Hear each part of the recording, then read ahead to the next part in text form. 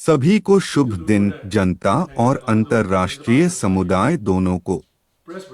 मैं क्योंजो राष्ट्रीय एकता सरकार (NUG) के राष्ट्रपति कार्यालय का प्रवक्ता हूं।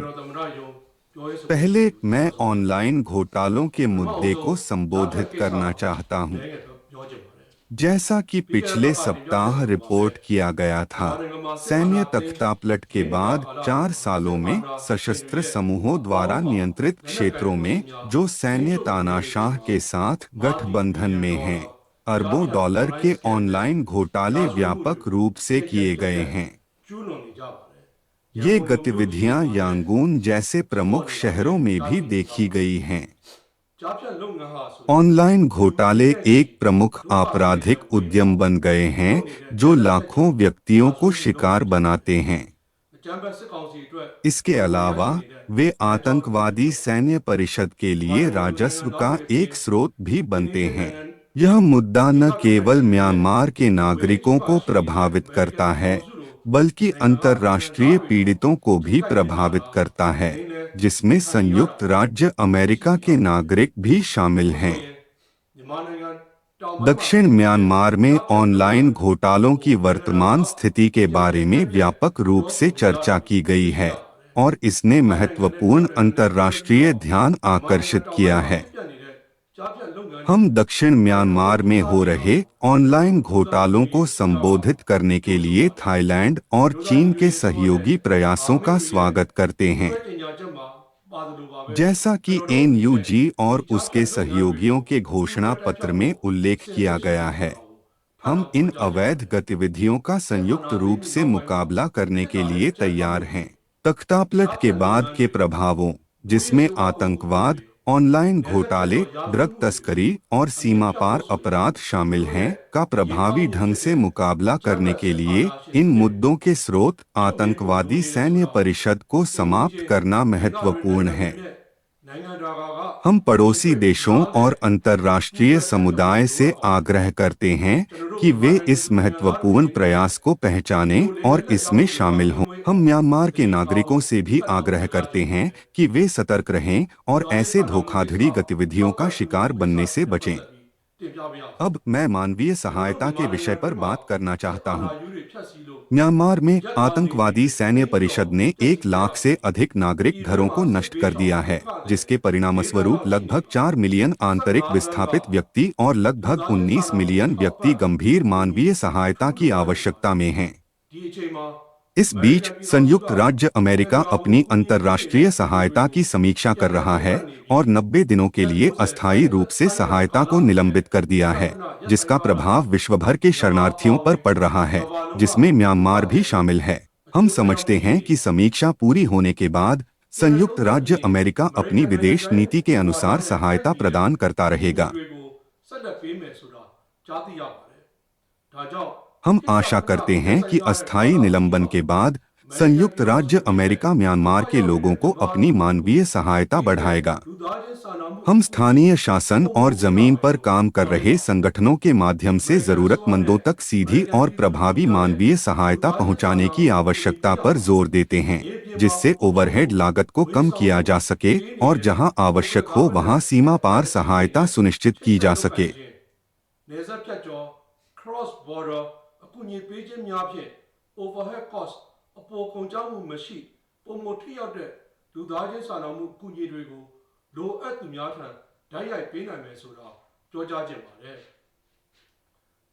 अगला, मैं नागरिक अवज्ञा आंदोलन CDM के नायकों के प्रयासों को संबोधित करना चाहता हूं। CDM की 4वीं वर्षगांठ पर NUG के कार्यवाहक राष्ट्रपति और प्रधानमंत्री ने आंदोलन में भाग लेने वाले सरकारी कर्मचारियों की बहादुरी को मान्यता दी और सम्मानित किया।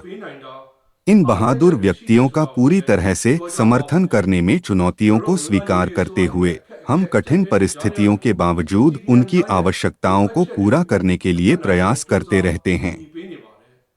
उदाहरण के लिए, स्वास्थ्य मंत्रालय के साथ सहयोग में हम 2024 में स्वास्थ्य सेवा CDM कर्मचारियों को 3 बिलियन क्याट का सम्मान निधि प्रदान कर सके। इसके अतिरिक्त स्प्रिंग लॉटरी से लगभग 200 मिलियन क्याट की राशि सीडीएम कर्मचारियों को वितरित की गई।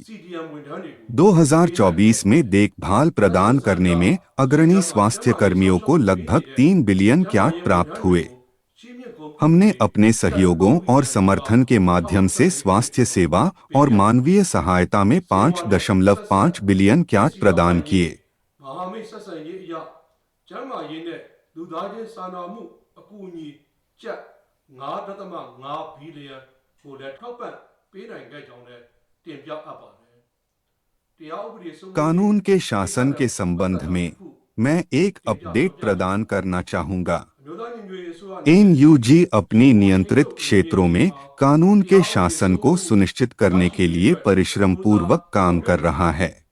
ကံဘလူမြို့နယ်မှာ कुछ लोगों के प्रशासन और सार्वजनिक सुरक्षा बल के सदस्यों द्वारा कानबालू टाउनशिप में 3 व्यक्तियों की गिरफ्तारी और दुर्व्यवहार की रिपोर्टें प्राप्त हुई हैं। တိုင်ကြားတာရှိခဲ့ပါတယ်။ကံဘလူအချုပ်စခန်း इन रिपोर्टों के जवाब में गृह मंत्रालय और आप्रवासन की शिकायत केंद्रीय समिति ने एक ऑनलाइन जांच का आयोजन किया है। ကော်မတီမှ online ဖြင့် एक औपचारिक जांच दल जिसमें पुलिस प्रमुख नेतृत्व कर रहे हैं को जमीनी जांच करने के लिए स्थापित किया गया है। ရဲချုပ်မှဦးဆောင်က पीड़ितों की सुरक्षा और न्याय सुनिश्चित करने के लिए हमने हिरासत में लिए गए व्यक्तियों को स्थानांतरित कर दिया है और एक व्यापक जांच कर रहे हैं। တရားမျှတမှုရှိစေရေးအတွက်လည်းအချုပ်နေရာပြောင်းလဲချုပ်နှောင်ပြီးစစ်ဆေးဆောင်ရွက်စေခဲ့ပါတယ်။စုံစမ်းစစ်ဆေးရေးအဖွဲ့မှမြေပြင်မှာ शामिल 3 व्यक्तियों को उनके कर्तव्यों से अस्थायी रूप से निलंबित कर दिया गया है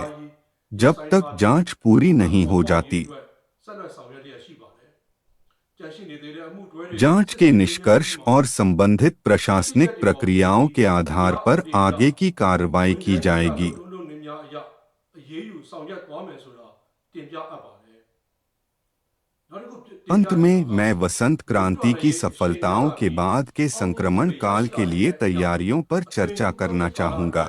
ပြင်ဆင်မှုများ म्यांमार की राष्ट्रीय एकता सरकार प्रतिरोध बलों के साथ परामर्श में एक संक्रमणकालीन संविधान के लिए मौलिक सिद्धांतों का मसौदा तैयार करने में सक्रिय रूप से लगी हुई है। အခြေခံသဘောထားအယူ हमने संघीय संक्रमणकालीन व्यवस्था AFTA में शामिल किए जाने वाले प्रमुख अवधारणाओं पर सहमति प्राप्त कर ली है। သဘောတူညီမှုများရရှိ हमारा दृष्टिकोण एक निचले स्तर से ऊपर की ओर संघीयतावाद में निहित है जो राज्य स्तरीय सशक्तिकरण को प्राथमिकता देता है। क्रांति की अंतरिम अवधि से शुरू होकर यह एक भविष्य के संघीय लोकतांत्रिक संघ की प्रभावी स्थापना के लिए मार्ग प्रशस्त करेगा। AFTA पर चर्चा की गई है और मसौदे तैयार किए जा रहे हैं। များဆိုင်ရာအခြေခံ The Articles of Federal Transitional Arrangement After ကိုကျွန်တော်တို့တွေဆွေးနွေးရေးဆွဲနေကြပြီဆိုတာတင်ပြပြောကြားအပ်ပါတယ်။ဒီကုန်းချုပ်အနေနဲ့ अंत में मैं 6 फरवरी 2025 को आयोजित यूनियन संसद के 7वें सत्र में प्रस्तुतियों और भविष्य की योजनाओं को उजागर करना चाहूंगा। इस सत्र के दौरान एनयूजी ने अपनी गतिविधियों की रिपोर्ट की और आगामी पहलों की रूपरेखा प्रस्तुत की, जबकि मंत्रियों और उपमंत्रियों ने सांसदों के प्रश्नों का उत्तर दिया। हमारी क्रांति में विजय निश्चित है। အောင်မြင်ရမှာဖြစ်ပါတယ်။ धन्यवाद।